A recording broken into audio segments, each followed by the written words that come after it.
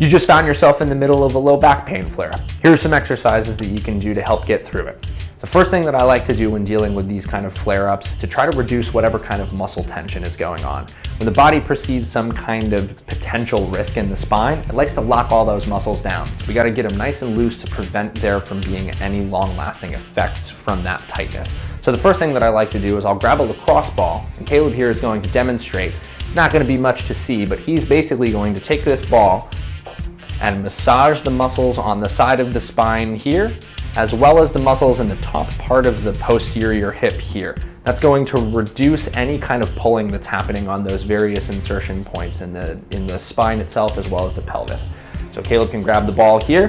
You've got a couple of different options in terms of positions. I usually like to do it laying down because, as I am sure you are aware at this point, if you're dealing with one of these exacerbations, laying down just feels good. You'll make very small movements over the ball, find some spots that are a little tender, and I usually like to just kind of sit and sink into it. I think that there's definitely some benefit in just having that pressure present, so you don't need to feel obligated to move around a ton, especially where that's going to be pretty uncomfortable.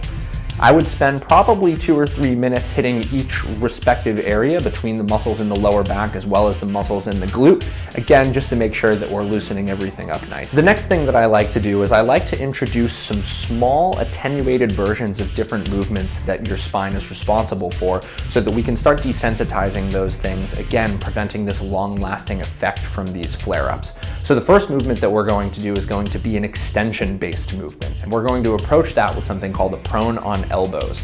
So prone, for those of you who don't know, means on your stomach. So basically what Caleb is going to do here is he's going to lay down on his stomach, and he is going to prop himself up on his elbows, and he's just going to hang out there.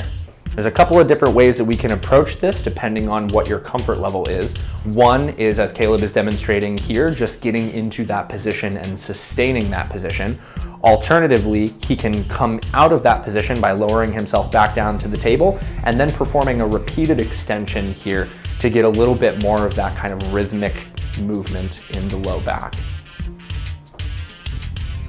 The next motion that I like to go through is rotation. And if you've ever had a low back pain flare-up like this, or as you are probably currently experiencing if you're watching this video, rotation, just by the way that the joints and the muscles move relative to one another, can be really, really uncomfortable. So I like to start with something called a lower trunk rotation, or otherwise known as a wig-wag. So Caleb is gonna lay down on his back here with his knees bent up and directly next to one another. And he's going to gently, while keeping the knees together, let them fall out toward one side. And then he's going to bring them back in the other direction. So you're probably going to recognize on this one that there's a certain threshold beyond which this movement becomes painful. We're not scared of pain with any of these exercises because we're not really worried about something like this exacerbating any kind of structural damage in the spine, but we want to try to fight through as much of that as possible because the more quickly that we can reclaim these ranges of motion, the more quickly they become desensitized.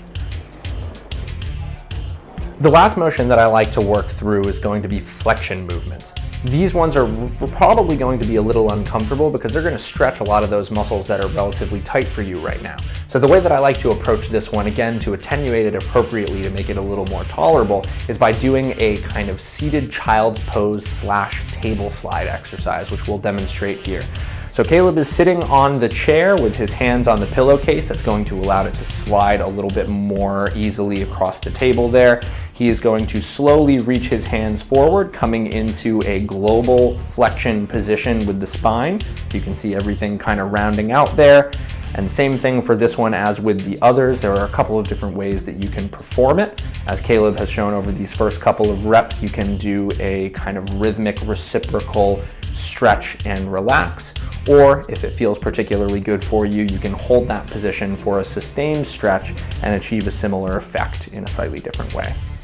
So these exercises are going to be a really, really good place to get you started. I think that the base that we cover here is broad enough that you should be able to get rocking and rolling with this relatively quickly. Sometimes, however, you may find that the issues you're dealing with are just a little bit too much for you to handle on your own. And if you find yourself needing a little bit of extra help, we're always happy to be there for you.